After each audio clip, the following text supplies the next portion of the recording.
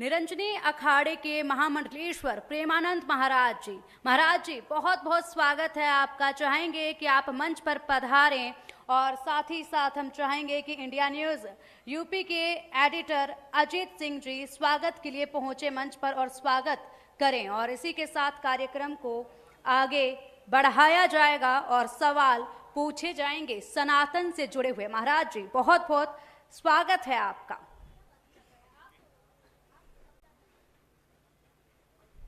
और अब स्वागत के लिए हमारे इंडिया न्यूज यूपी के एडिटर अजीत सिंह जी पहुंच चुके हैं। स्वागत किया जा रहा है शोल उठाकर और साथ ही साथ शुभृति चिन्ह देकर स्वागत किया जा रहा है। हमारे सहयोगी सुमित झा के हाथों अब मैं ये कमान सौंपना चाहूंगी और चाहूंगी कि वो अब मंच को संभालें और कार्यक्रम को आगे बढ़ाएं। बहुत धन्यवाद पिंकी। आचार्य जी नमस्कार, प्रणाम। बहुत बहुत धन्यवाद, बहुत बहुत आशीर्वाद। आज सुबह से महाकुंभ में जो मैं देख रहा हूं, सबसे पहले तो मैं कहूं कि मैं खुद महसूस कर रहा हूं उस ऊर्जा का जो दैवीय ऊर्जा कही जाती है। और प्रयागराज की धरती पर जब आप कदम रखते हैं तो वो अपने आप में आपके शरीर में, आपके जहन में, आपके दिल दिमाग में वो संचार करने लगता है। लेकिन इसके पीछे वो क्या रहस्य है? ये जो कुंभ मेला है, इसके लिए अनेक प्रश्न हैं लोगों के मन में और अनेक बातें हैं, परंतु मैं एक बात आप लोगों को जो इसका सार तत्व है वो बता देता हूं। जब जब संसार में एनर्जी का प्रतिपादन हुआ है, जब जब संसार में कोई शक्ति का प्रतिपादन हुआ है, जब जब संसार में कोई नई ऊर्जा, नई तकनीकी, नया प्रवाह, नई बात का जब संचार हुआ है तो वो सिर्फ एक बात से ही हुआ है और वो बात है संगम। जब अनेक लोगों के भावनाएं, अनेक लोगों की कामनाएं, अनेक लोगों का आगमन जिस स्थान पे भी होता है वो स्थान स्वर्ग के समान हो जाता है। और कहते हैं कि वहां पग रखने से संसार में जीवन से मुक्ति हो जाती है। तो यही सब कारण है कि जब इतने लोग, इतनी कामनाएं, इतनी भावनाओं से जब यहां आते हैं, शास्त्रोक्त महत्व तो इस कुंभ का है ही, परंतु हर मानव में उसी का रूप समाया है। किससे बांधूं बैर जगत में, नहीं कोई पराया है, हर मानव में उसी ब्रह्म की है छाया। तो हर मानव में वो परमात्मा है और वो आत्मा के रूप में मानव से जुड़ा हुआ है। इसलिए जहां आत्मा है वहीं परमात्मा है। और आदि काल से जिस स्थान पर अनेक आत्माएं अनेक कामनाओं लेकर आ रही हों, अनेक मंत्रों के द्वारा वहां सिद्धियां हो रही हों, अनेक हवन हो रहे हों, पूजन हो रहे हों, तो वो स्थान फिर किसी स्वर्ग से कम नहीं हो जाता। इसलिए स्वर्ग में जाने के बाद आत्मा जो है आनंदित हो जाती है और उसी आनंदित आत्मा को आप एनर्जी कहते हैं।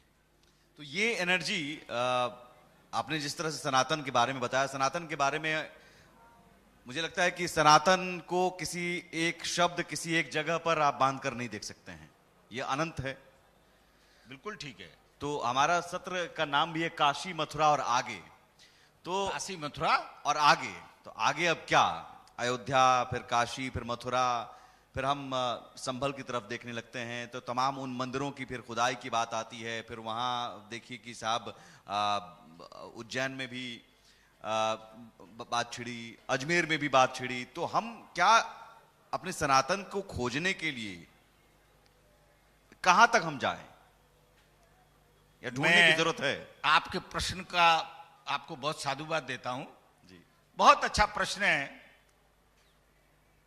हम अगर पड़ोस में, हमको हमारे पिताजी ने अगर हमारी कोई जमीन पूर्वजों ने खरीदी हो और वो जमीन किसी कारणवश हमारे परिवार के पास उसके दस्तावेज भी हों और वो दस्तावेज मालूम पड़ा लॉकर में रख दिए और उस परिवार में कोई दुर्घटना हो गई और बड़े लोग चले गए और उस परिवार में बचा एक बच्चा।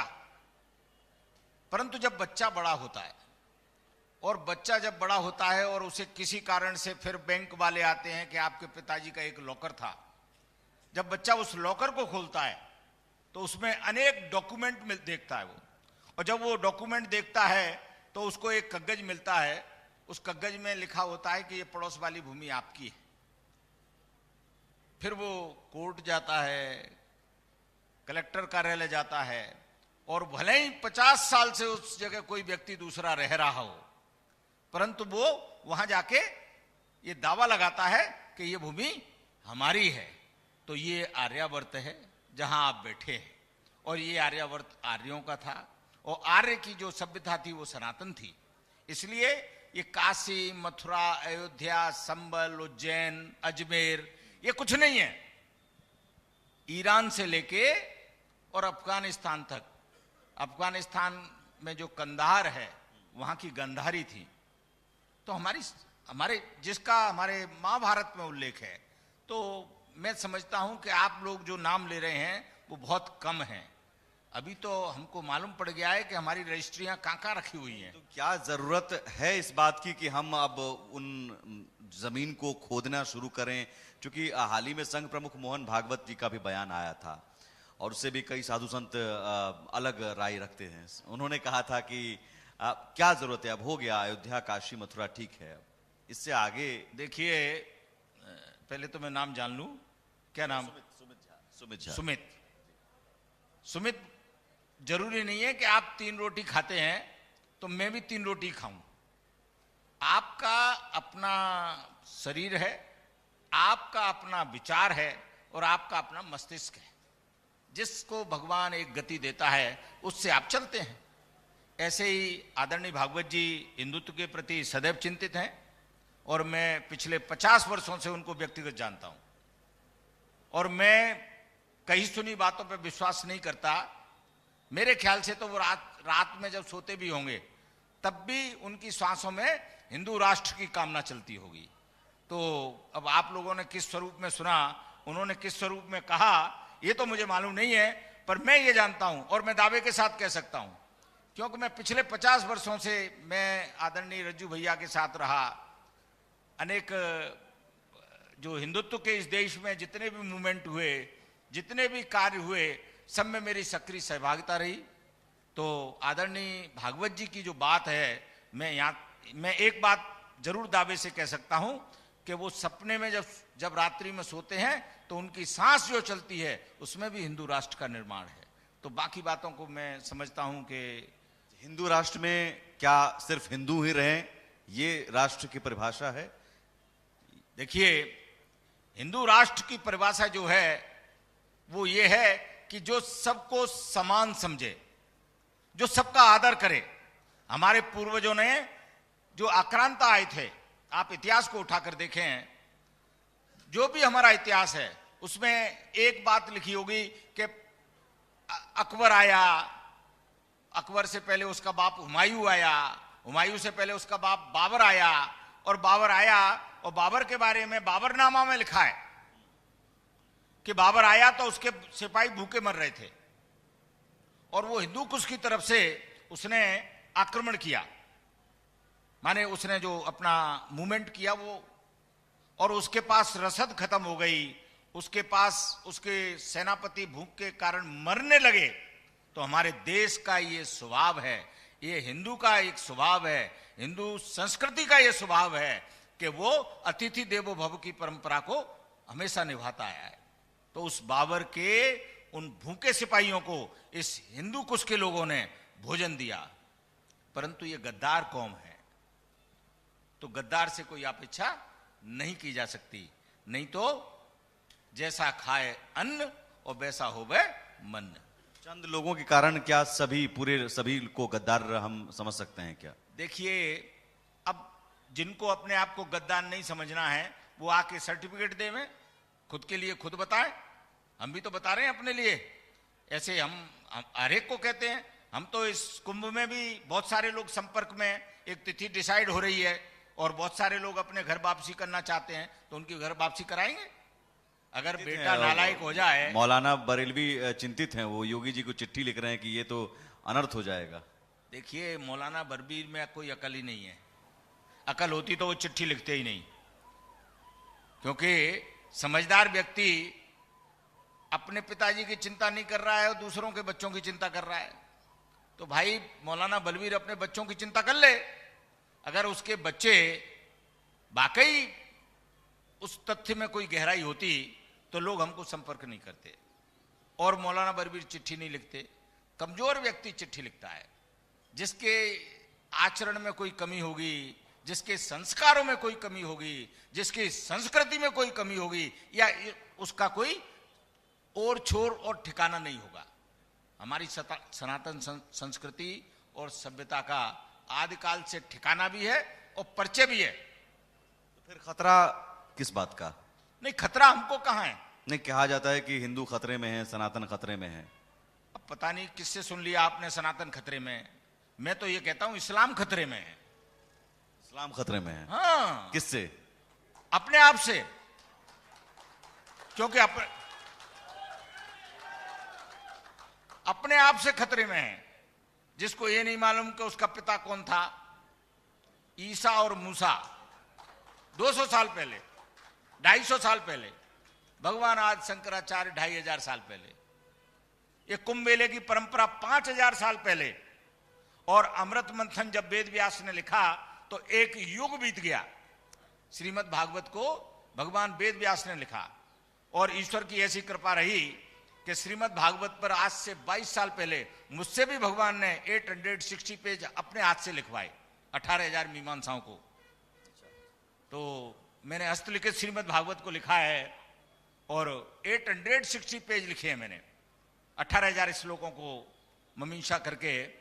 तो वेद व्यास तो जिन्होंने त्रेता और द्वापर की बात है, माने अभी हमारा कलयुग चल रहा है जिसमें 4,32,616 दिन हमारे व्यतीत हुए हैं, और घंटे जोड़ लो सुबह 6 बजे से अब तक के, तो इतना हमारे कलयुग का कालगणना है। आप कह रहे हैं हिंदू खतरे में नहीं है, लेकिन कई बयान आपने भी सुने होंगे साधु संतों की तरफ से और नेताओं की तरफ से तो आते ही हैं कि साहब देखिए हिंदुओं की आबादी अब घट रही है, मुसलमानों की आबादी बढ़ रही है, खत्म हो जाएंगे ये लोग। बांग्लादेश में देखिए, बांग्लादेश में अब हिंदू खतरे में हैं।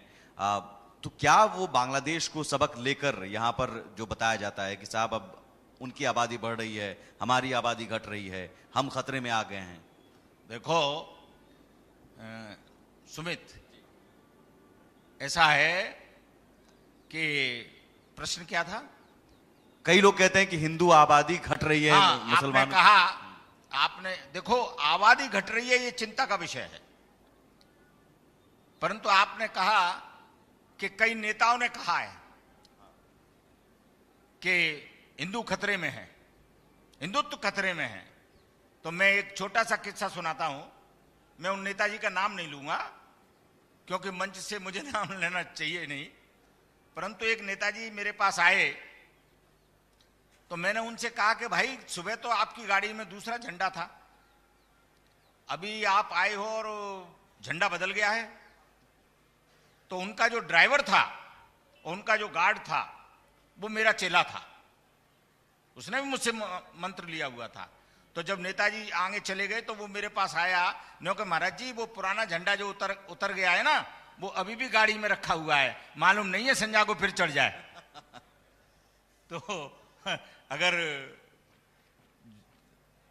अपना अपना स्वभाव है, परंतु मैं हिंदुत्व के जागरण के लिए एक बात जरूर कहता हूं कि आदिकाल से इस सनातन संस्कृति का जो निर्माण है वो हमारी आदि शक्ति के द्वारा इस ब्रह्मांड की उत्पत्ति हुई है। और जब जब किसी भी संस्कृति और संस्कार पर कमी आई है, कष्ट हुआ है, आक्रमण हुआ है, तो हमारी माताओं ने उसको बहुत चुनौतीपूर्ण स्वीकार किया है। इसलिए हमारे सनातन धर्म में देवी का स्थान सबसे ऊपर है। तो मैं अपनी माताओं को यह कहना चाहता हूं कि यह बात सत्य है कि आजादी के समय ये लोग 2 करोड़ थे, फिर 38 करोड़ हुए, 19 करोड़ हुए बीच में, और आज संख्या 38 करोड़ है।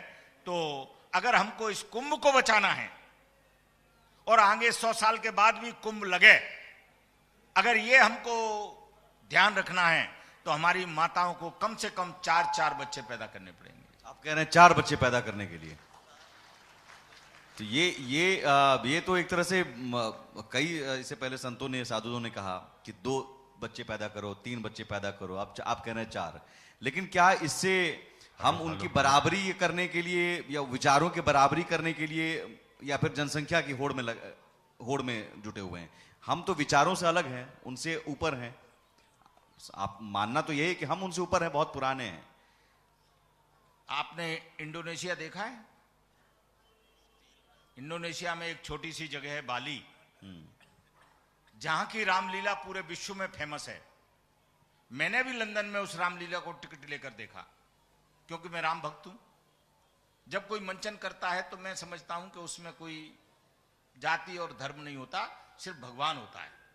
मैंने उस रामलीला को देखा।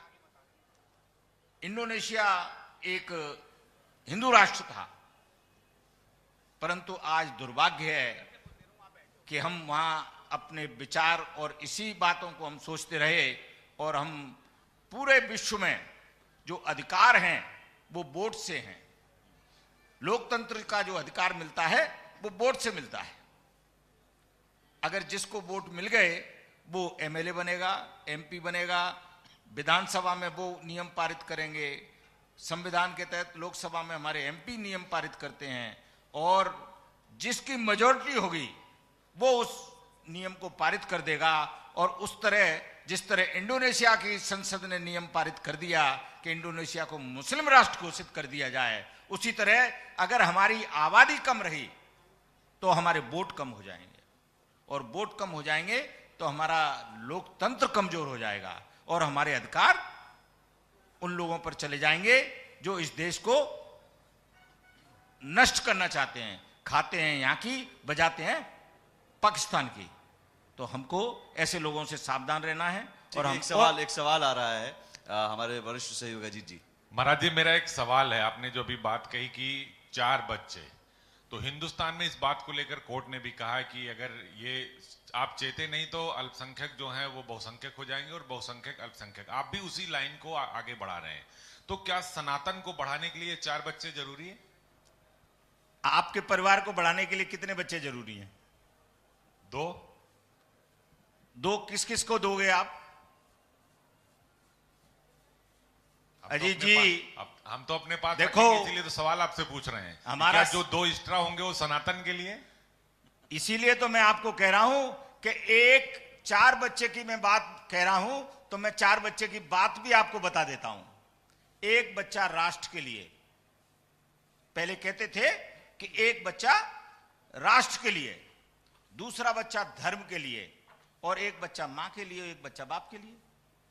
तो 4 बच्चे की जो परिभाषा है वो मेरी नहीं है, ये शास्त्र की है, शास्त्र सम्मत है। आप तो जो 1 बच्चा राष्ट्र का, 1 बच्चा धर्म के लिए है, तो ये एक शस्त्र है, एक शास्त्र है सनातन का। बिल्कुल, अगर धर्म राष्ट्र रहेगा तो धर्म रहेगा, और धर्म रहेगा तो हमारा परिवार रहेगा। नहीं तो हम लोग जो है अपने संस्कृति और संस्कार दोनों को छोड़ देंगे। आचार्य जी, बहुत सारे लोग इससे सहमत नहीं होते हैं।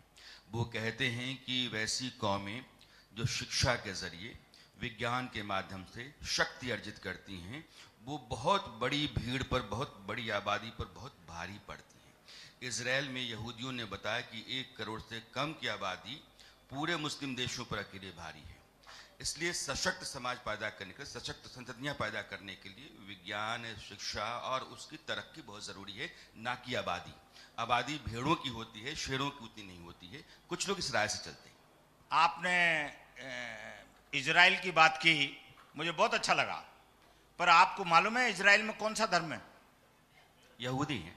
एक ही है ना जी।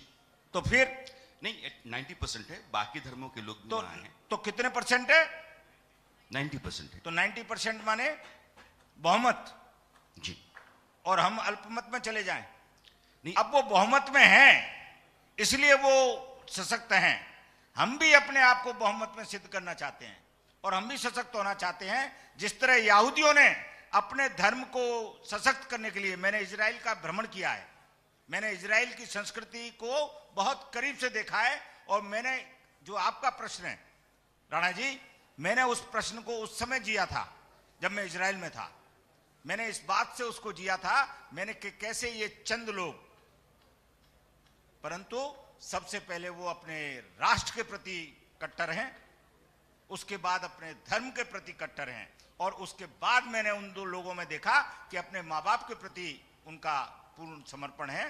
तो हमको निश्चित शिक्षा और नैतिकता से हिंदुओं को मजबूत करना है, परंतु हमको अपना जो बहुमत वाला अधिकार है, अगर उसको खो देंगे तो फिर हमारे ऊपर इंडोनेशिया जैसी व्यवस्था लागू हो जाएगी कि हिंदू राष्ट्र मुस्लिम राष्ट्र बन जाएगा। अगला सवाल अमित आर्य जी। हाँ महाराज जी, मैं एक सवाल पूछना चाहता हूं कि हिंदू जो धर्म है ये संप्रदाय नहीं है, ये वे ऑफ लाइफ है, जीने का तरीका हिंदू जो है। और ऐसा क्या है कि इस हिंदू समाज को हर 10 साल बाद, 20 साल बाद संतों को, महापुरुषों को, उन सबको जगाना पड़ता है?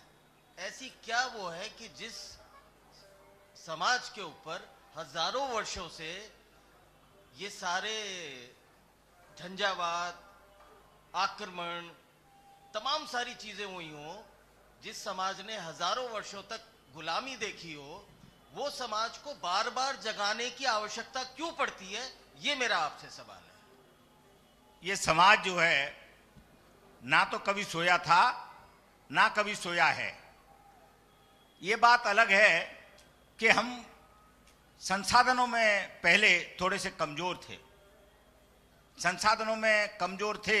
आपको सन 62 की लाल बहादुर शास्त्री की बात याद रही होगी कि उन्होंने कहा था कि एक दिन पूरा देश उपवास रखे, और इस देश ने उपवास रखा, और हमको उस समय गेहूं मैक्सिको से आयात करना पड़ता था, क्योंकि हमारे देश में उतनी टेक्नोलॉजी और उतनी, ऐसा नहीं है हम कमजोर थे टेक्नोलॉजी में तो हम संसार में जब आदिकाल, सनातन आदिकाल था, तब हम टेक्नोलॉजी में सबसे आगे थे।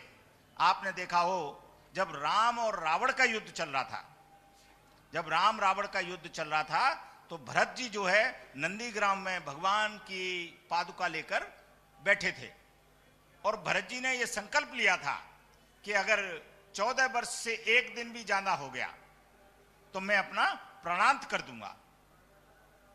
तो भरत जी के उस वचन को याद करके जब दोपहर हो गई और रावण मर नहीं रहा था और राम जी बराबर उस पर तीर चला रहे थे, तो लक्ष्मण जी को क्रोध आया। उन्होंने कहा कि भैया आप इसको नहीं मार पाएंगे, आप कहें तो मैं रावण का एक तीर में प्राणांत कर देता हूं। परंतु ये देश की जो मर्यादित संस्कृति है, मर्यादा पुरुषोत्तम श्री राम ने कहा कि अभी इसके पुण्य खाते में थोड़े से पुण्य बाकी हैं, इसलिए इसको थोड़ा सा समय हमको और देना पड़ेगा। तो भगवान ने थोड़ा सा समय दिया और उस निश्चित समय पर उसका प्राणांत कर दिया। उस समय जो कालगणना थी उसके हिसाब से सूर्य को अस्त होने में चंद घड़ियां ही बाकी थी, और अगर सूर्य अस्त हो जाता तो नंदीग्राम में भरत जी प्राणांत कर देते। तो भगवान ने पुष्पक विमान में बैठकर आधी से ज्यादा लंका को एक पलक झपकने मात्र, निमिष दंड भर, निमिष कहते हैं पलक झपकने मात्र, उस तकनीकी से वो एक पलक झपकने मात्र समय में पुष्पक विमान से 2500 किलोमीटर दूर श्रीलंका से अयोध्या आए। तो हम टेक्नोलॉजी में बहुत जाना थे। यही तो मैंने आपके जो प्रश्न है ना, उसका मैंने बहुत अच्छा उत्तर ये दे दिया है कि हम बस उसी दबी हुई तकनीकी की ओर, क्योंकि परिवर्तन संसार का नियम है, अनेक भूकंप आए इस धरा पे, अनेक परिवर्तन हुए, उससे क्या है हमारी सभ्यता दब गई। महाराज जी, लेकिन आपने कहा कि घड़ा भरने का इंतजार हो रहा था, या थोड़ा सा पुण्य, तो क्या वो घड़ा भर गया है? मौजूदा स्थिति में आप देख रहे हैं पाप का घड़ा भर गया है, अब वो फिर शस्त्र उठाने की बारी, जो कहा जाता है, शास्त्र भी है हमारे पास, शस्त्र भी है। देखो, शस्त्र तो जो है हमेशा शास्त्र से ही कंट्रोल हुआ है। आपने आदिकाल से देखा हो कि अग्निबाण चलाना है तो मंत्र लिया, वायुबाण चलाना है तो मंत्र लिया। आज भी हमको अगर मिसाइल को उड़ाना है तो भी हमको प्रोग्राम कोडिंग करनी पड़ती है। तो मंत्र ही तो है वो कोडिंग। कोडिंग क्या है? मंत्र है। तो चाहे शास्त्र हो या शस्त्र हो, शस्त्र हमारा हमेशा शास्त्र से ही गवर्न है। और रही घड़ा बढ़ने की बात, तो यहां मैं एक बात कह देना चाहता हूं कि हम वो लोग हैं जो आधे घड़े भरे हुए को भी हमेशा आधा घड़ा भरा कहते हैं, आधा खाली नहीं कहते। तो ये तो उन लोगों को सोचना है कि उनका घड़ा कितना तैयार हो गया है। महाराज जी, राजीव जी। महाराज जी, राजीव मेरा नाम है। महाराज जी, हमारे आज के सनातनी समाज को कहाँ रखना चाहिए? अहिंसा परमो धर्मा पे या धर्म हिंसा तदैव च पे? देखो, मेरा एक स्वभाव रहा और सोच रही। अब बाकी सबकी सोच क्या है ये तो मैं नहीं कह सकता, पर मैं ये कहता हूं कि जब सुई की जरूरत हो तो सुई लगा दो, जब तलवार की जरूरत हो तो तलवार लगा दो, और नई जरूरत दोनों की नहीं पड़े तो एटम बम लगा दो। तो जिसकी जरूरत हो वो लगा दो। और हमारे माननीय प्रधानमंत्री जी ने ये काम करके दिखाया। जब उरी में हमारे निर्दोष जवानों पर आक्रमण हुआ, हमारे निर्दोष जवान मारे गए, क्या दोष था उनका राजीव जी? क्या वो आतताई थे? क्या वो आतंकवादी थे? क्या उनकी माताएं नहीं थी? क्या उनके बच्चे नहीं थे? ऐसा नहीं है। वो एक परिवार का बेटा था। वो केवल सो रहे थे उस वक्त, रात के वक्त। वो सो रहे थे, तो ये इसमें उनकी कौन सी गलती थी? गलती नहीं बता रहा हूं, वो केवल अपनी पोस्ट पर आराम कर रहे थे और छुपकर हमला किया गया। तो मैं वही कह रहा हूं, तो ये तो उन लोगों को सोचना चाहिए। आपने ही मेरे प्रश्न का उत्तर दे दिया कि अब छुप छुप के हमला करने के कारण उनको ये जवाब दिया गया कि उनके घर में घुस के मारा गया और सर्जिकल स्ट्राइक की गई, जिसको पूरे संसार ने देखा और पूरे संसार ने हमारा समर्थन किया। तो हम शास्त्र भी उठाना जानते हैं और शस्त्र तो हमारे देह में ही है। हमको जब बच्चा पैदा होता है, माताएं जो है घर में चंदा और सूरज लगाती हैं। क्यों लगाती हैं? कहती हैं बेटे शीतलता से रहना। चंदा से पहले गले में, जो पुराने लोग होंगे, मैं तो नहीं, यहां जितने लोग हैं कोई माताएं बैठी हो तो जानती होंगी कि जब गले में चंदा और सूरज लगाया जाता है 1.25 महीने के बाद बच्चे को, हमारे जो अन्नप्राशन संस्कार जो होता है, हमारे जो 16 संस्कार हैं उनमें, तो गले में जब काला धागा बांधा जाता है।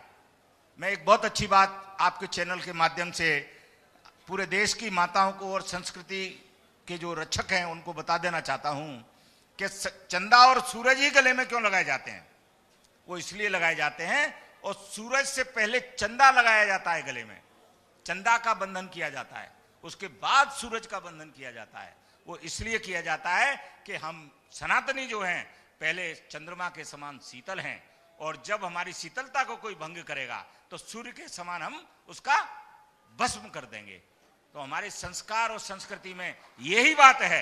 लेकिन महाराज जी, आपने कहा सर्जिकल स्ट्राइक, हमें पता है दुश्मन बाहर है, उसने हमारे घर में घुसकर हमला किया, हमने उसके घर में जवाब दे दिया हमला करके। लेकिन हमारे अपने घर में जो दुश्मन हैं, जो पहचान नहीं पा रहे हैं, हम कुछ जयचंद हैं जिन्हें सनातन धर्म में बीमारियां नजर आती हैं, जिन्हें लगता है कि राम मंदिर के में जो रामलला की प्राण प्रतिष्ठा है वो नौटंकी है। मैं आप समझ रहे हैं। तो ये सारी चीजें, ऐसे लोग जो घर में हैं, हमारे घर में, फिर उनके साथ कैसे निपटे? देखो, जब हम नया कपड़ा पहनते हैं ना और नए कपड़े को धोते हैं, तो कपड़े में भी रेमंड भी है और सिंथेटिक भी है। तो समाज में, चूंकि हमारे यहां सबसे बड़ा एक बात ये मैंने देखी, जिसके प्रति मैं सदैव चिंतित रहता हूं, हमारी माताओं को मैं एक बात कहना चाहता हूं कि छोटे से बच्चे को टीवी दिखाना चालू कर देती हैं और टीवी दिखाएंगी। और मैं उस घर में था तो मेरे से कहने लगी कि महाराज जी ये टीवी देख के ही चुप होता है। तो हमारी जो संस्कृति है उसके लिए हम साधु संतों को, मैं समाज को दोषी नहीं मानता। मैं हमेशा अपने आप को इस बात का जवाबदार मानता हूं और मेरे जितने भाई हैं, जितने भी हमारे साधु संत और धर्म रक्षक और धर्म उपदेशक हैं, मैं सबको इस बात को कहता हूं कि परिवार में बच्चों को ये बताएं, जैसे भगवान राम का जीवन था कि प्रातः काल उठ के रघुनाथा, मात पिता गुरुना वही माथा, राम सिया राम जय जय। जोरदार ताली बजाकर ताली तक चली जाएं। राम सिया राम जय जय राम। तो हमारी जो संस्कृति है उसका जागरण का उत्तरदायित्व तो हमारी माताओं पर है। और मैं समझता हूं हमारी माताएं अब जग चुकी हैं तो वो बच्चों को अब टीवी नहीं दिखाएंगी, अब मंदिर के दर्शन कराएंगी। तो मैं हमेशा एक बात कहता हूं इस बात के लिए कि अगर आप हिंदुओं के लिए, सनातनियों के लिए एक बात कहता हूं कि अगर आप बचपन में अपने बच्चे की उंगली पकड़कर मंदिर ले जाओगे तो जब आप वृद्ध हो जाओगे तो वही बच्चा आपकी बाह पकड़कर आपको दर्शन कराएगा। महाराज जी, आपने राम जी की बात की, भगवान राम की बात की, तो उसी सवाल से मैं आपके जवाब से अपना सवाल जोड़ता हूं। जो लोग रामलला का दर्शन करने नहीं गए, जो लोग जो है काशी विश्वनाथ नहीं गए, वो कह रहे हैं कि हम कुंभ भी नहीं आएंगे और आने से लोगों को रोक भी रहे हैं।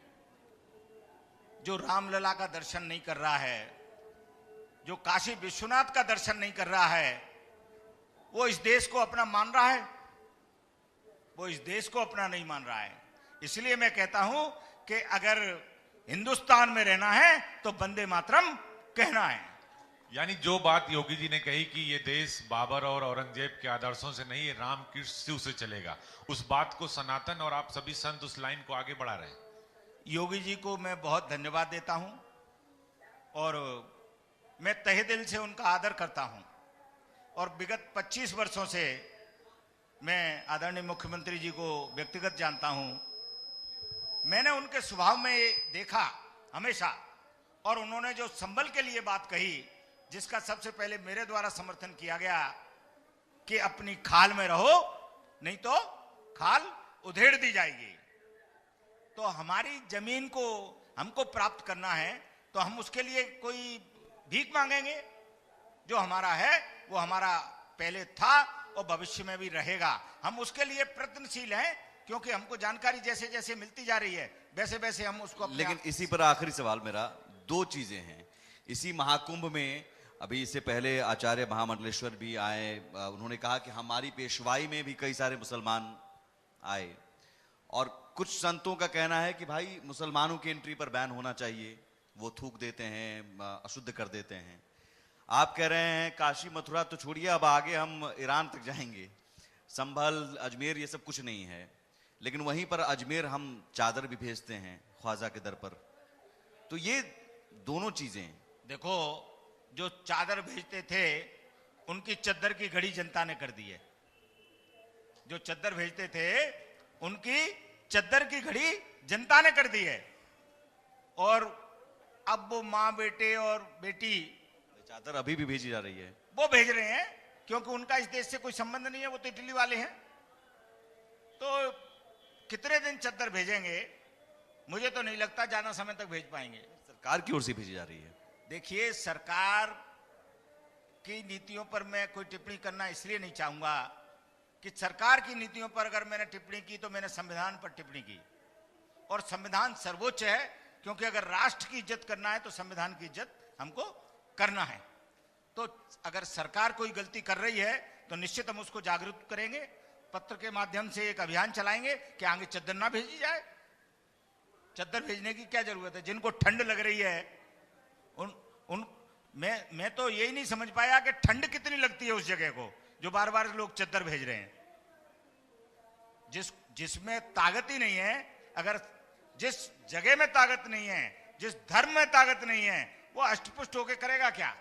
तो इसलिए हम सब लोगों का ये मत है, और मैं आपके चैनल के माध्यम से सवाल महाकुंभ को लेकर भी जो जिसमें 140 करोड़ सनातनियों को ये कहना चाहता हूं कि इसके लिए माननीय प्रधानमंत्री जी को, प्रदेशों के मुख्यमंत्रियों को इस बात से आगाह करें कि ये चद्दर भेजने की कोई जरूरत नहीं है। जिसके शरीर पर कुछ है ही नहीं उसको चद्दर देके क्या करोगे।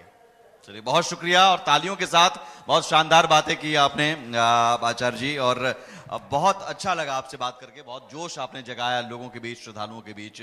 तो बहुत शुक्रिया आपका इस मंच पर आने के लिए, इस मंच को सुशोभित करने के लिए। बहुत बहुत धन्यवाद, बहुत बहुत आशीर्वाद। महाराज हर जी, हर। बहुत बहुत शुक्रिया।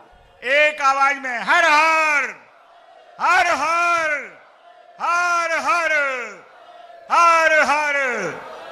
बोलिए राजा रामचंद्र की, महाकाल महाराज की, अर्जी वाले हनुमान की।